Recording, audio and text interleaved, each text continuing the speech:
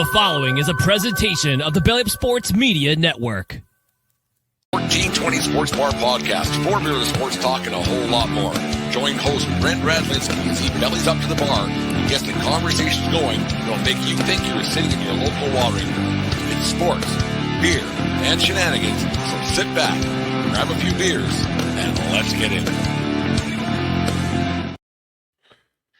All right, the 1420 Sports Bar Podcast, for beer, sports talk, and a whole lot more for this January the 12th, 2025. Today's show, as always, is brought to you by SeatGeek.com, the SeatGeek app. Use promo code 1420SEAT at SeatGeek.com today and save yourself $20 on your first purchase.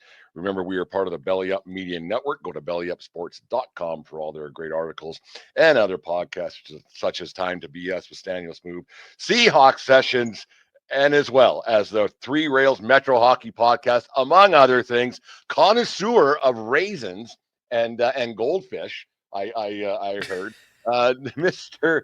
Are you gonna make fun of me for that too? Are you gonna make fun of me for that too? Because I've been getting screamed at. I said I'm not making fun. You're a connoisseur. Okay. It's just everybody has their own likes and dislikes in this world. I saw it on the old Twitter machine the other day, and I was a bit taken aback. That's the first time I've ever heard that. People like what they like. How did you become a connoisseur of this fine delicacy? Well, I like sweet and salty things. I do like those. I do like that combination, and that dates back to when I was maybe 10 years old, maybe 12 years old. I got before I got braces. Yeah. I had to get my what the hell was it? I had to get certain teeth pulled and teeth adjusted to get the braces like filled in right. And one of those things that caught my eye was like, oh, I like the sweet and salty because I loved Goldfish. I already loved Goldfish. The flavor best Goldfish, regular cheddar. I love that stuff. The pretzel Goldfish was great. And I was a big proprietor of raisins, but raisins on itself is not particularly great because it's just freeze dried grapes or whatever, but if you mix it together like trail mix, it's great. So I've been getting made fun of this by my fiance, by a couple friends, and a couple peeps over on the belly up side of things. Like, what is wrong with you? Like, don't knock it till you try it. No, I won't. And unless I'm not going to try, but I'm not going to knock it till I try it. I was just quite like, oh, that's a bit odd. I mean, and I can't remember the last time I've had Goldfish now. And so I have, well, they're older now, obviously, but when my niece and nephew were young, my sister had them. So I would, chew on them or whatever. There's a bowl sitting somewhere, so you eat them. And I don't think I've had raisins since probably the last time I went trick-or-treating, which was a long time ago, when you get the little box of raisins, you pop in. That's the little box of raisins. Yeah. That's probably the last time I've had raisins. So that would have been, I'm 50 now, so that would have been 1984, 85, last time I had a box of raisins, probably. I don't know for sure if those dates are accurate, but maybe that's something when me and the wife go shopping, we'll throw it in the basket and see what happens. I will tell you this: do not knock, to anyone that's listening, do not knock it till you try it. I've been a proprietor of, hey, try something at least once, see how you feel about it. If you don't like it, all right, it's fine. It's fine. Doesn't hurt anything. No, it doesn't hurt anything. Doesn't hurt anyone. It was just, whatever.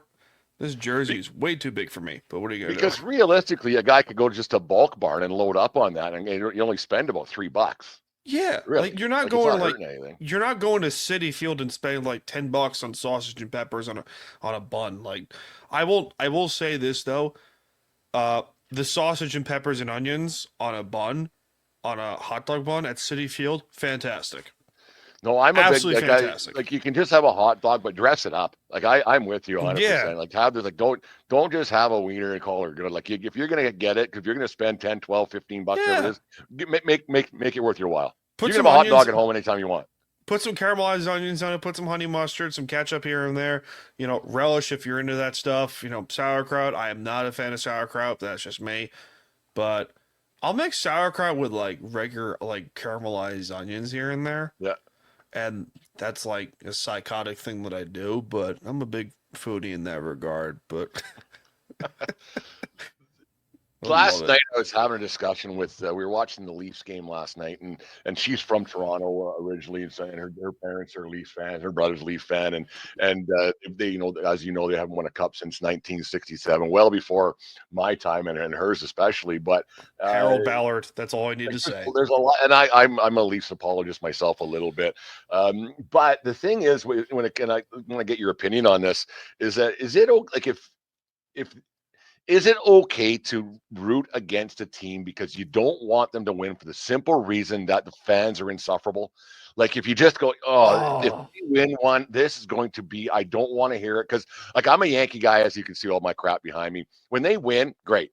And then I talk about it for a little bit, but when they lose, it bothers me more than when they win. Like when they win, I'm like, oh, okay, great, good enough, but I don't talk about it forever. When they lose, I'll probably bitch about it more so for months on end after they lose. But there's some fans of certain teams. You're like, I hope this team never fucking wins anything because I wouldn't be able to take that guy for the next 10 years. for the longest time, it was the Patriots. For 20 years, it was the New England Patriots. And because I'm a Seahawk fan, Mhm. and I unfortunately had to play the Patriots in the Super Bowl 2014. And I still remember from the back of my head that play when it happened, where I was. That's one of those things I never forgot as a fan of that team. All I remember is my dad from the back of my head after Marshawn Lynch ran for 4 yards and got to the 1 yard line. He said, they screwed with the clock.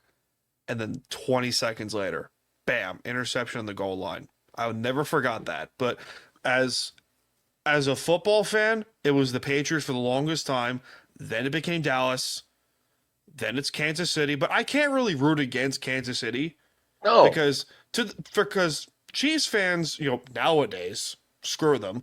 But the Chiefs fans that grew up in the early 2000s to the 90s to the 80s to the 70s, you're rooted for them because, the Hunt ownership wasn't particularly great to them. They had some decent teams in the 80s and 90s, but other than that, like, I can't root against Kansas City, but mostly New England and Dallas. For hockey, I'm sorry, Toronto and Tampa. Screw Tampa. It's just yeah. for two reasons why. Uh, Game 7, 2021 Eastern Conference Finals. That game still hurts 4 years later. Um, but hockey, I don't have any distaste for the Rangers anymore. Pittsburgh, yes. Rangers, no. Um, I joke because me and my fiance are going to see going to the Islanders Flyers game in a couple weeks on the 24th as I'm recording, and I don't have any distaste for Philadelphia anymore because Flyers fans are awesome. It's just they're awesome. Well, that's the thing. Like last night, they had that. What was his name? Cutter. Uh, what the heck's his name? Kyle Cutter or whatever. He shunned the Flyers a couple years ago, and he was his first game back with the Flyers last night back in Philadelphia, and the Flyers fans, and I was like, you know what, that is so cool. They're like, Yeah. F you. And on it went. And I thought it was fantastic. Like Oh, for a Flyer team that fans are doesn't the have a hope in best. hell of winning anything, and because they don't, like they're not going to. They might be a playoff team, maybe, but probably not. But for their fan base to be that engrossed in it still, and to Yep. be after one kid, yeah, you probably shouldn't be yelling at a 20-year-old kid and making them cry, but whatever. Yeah. Flyer Professional, fans are the best. I love Flyer them. fans and Philly fans in general, like they don't mind getting into her. Oh, they don't. Some people hate them. Like, my fiance is a Ranger fan and she despises Flyer fans. But I joke with her and say Eagles fans are great because even though they didn't win shit until recently, they're still passionate about their teams. For a fan base that is willing to throw snowballs at Santa Claus back in the 80s, Yeah. like that takes some deep rooted hatred for them and passion for your team. So I will give them credit for that. Shows the kind of town that they live in, rough and tumble a little bit of working man's heroes and that Hell deal. yeah. So I think like my brother, he's a Flyers fan, and so yeah, he went there a couple of years back with his wife, and his wife has a cousin who goalie coach for the Flyers, so they Yep. get to the behind the scenes stuff a little bit. Like it's everything that people say it is out there in Philly. Like I've never been, but like you said, it's fantastic.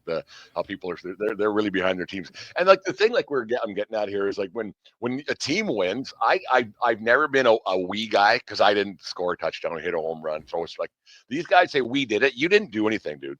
If you weren't watching, they would have won regardless. Like it's what do you got there? Islanders. That's a we thing. The Islanders here. For those only listening, I have 2 tattoos on my biceps for my teams. I got the Seahawks on my left bicep and the Islanders on my right bicep. And those hurt a lot. Yeah, so that would hurt. Man, it would hurt. There's a reason I don't have any because I'm a bit of a pussy when it comes to that kind of stuff. So yeah, I'm not big into pain at all. I hear you. Oh, and that's the end of it. Yeah, I hear you. But that's a commitment to have an Islanders tattoo. Like that's it. We'll start with that. I was going to talk about NFL quarterbacks, but let's talk about the Islanders right here. That is a commitment. Like you grew up in the area, obviously, and you live out there in Long Island, so you're kind of born into it, I guess. But you're allowed to like somebody else just because you're not geographically centered around the team. Like that's yeah. I'm assuming you weren't around in the '80s when they were winning Stanley Cups, and so that's a heck of a commitment to be running with an Islanders team that's been, for lack of a better term, somewhat inept for a lot of years. How would I put this? So I'm 27 years old. I'm 27. So I wasn't around fully for the Mike Milbury years. I was born in 97. So I wasn't able to experience the John Spano debacle. My dad was. He was able to witness through it.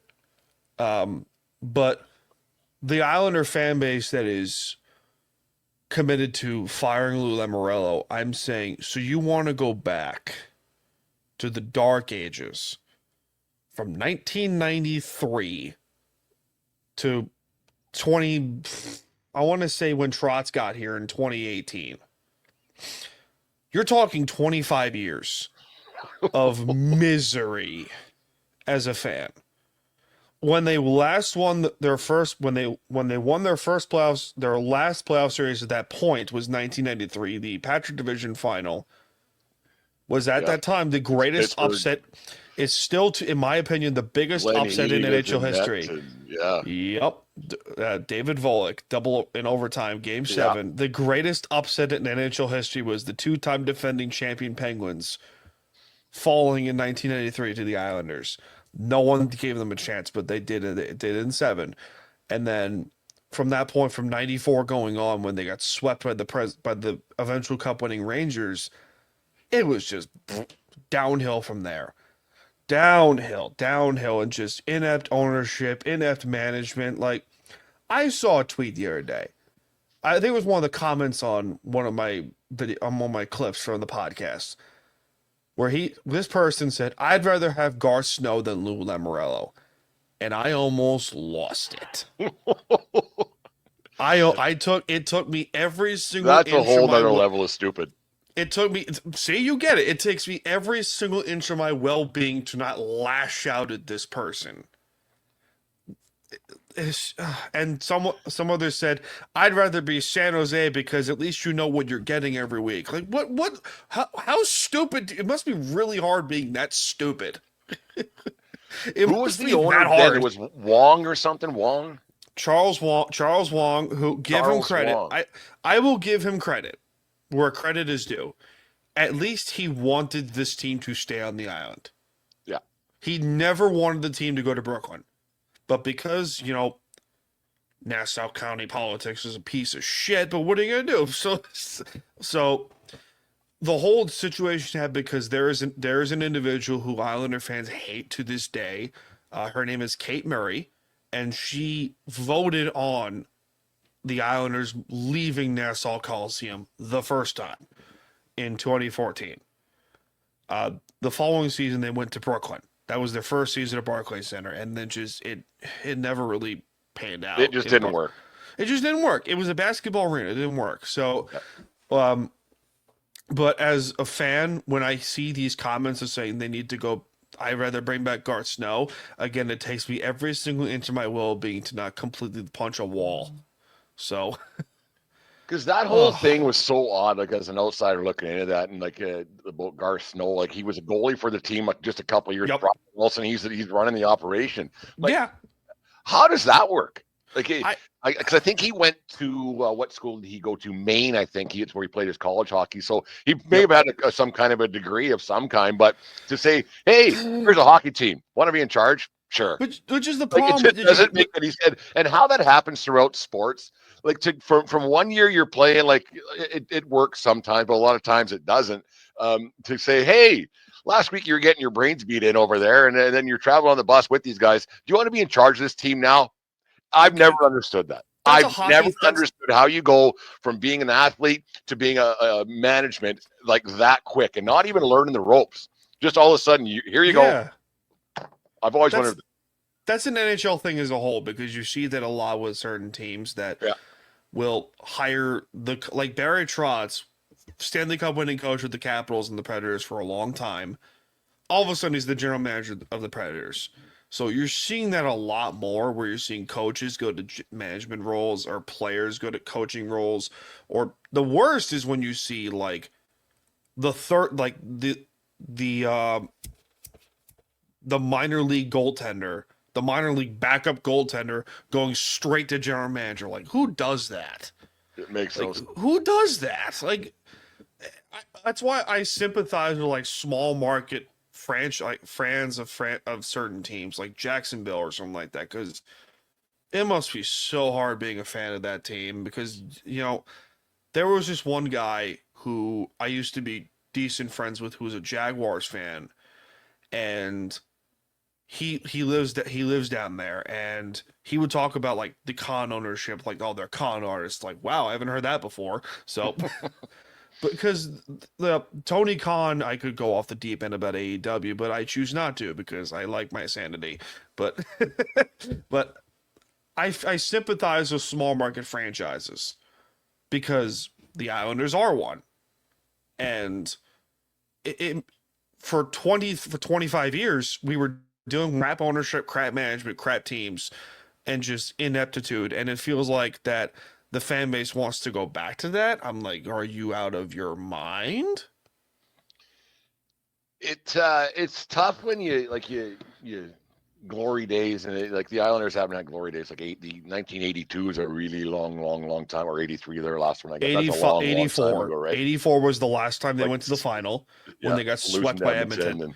And so that's a long time ago. And so it's not even in the realm anymore, right? It's not even in the conversation, or at least it shouldn't. No. You can have the numbers up in the rafters and anything, but you can't say, well, this is how it was, because the NHL was just different back then, where you could rebuild the team, and you could through the draft and everything else, and you could do it that way. Now, the only thing that I think that saves, like you talk about small markets, and like I'm only not that far from Calgary, and then a little bit further north is Edmonton there.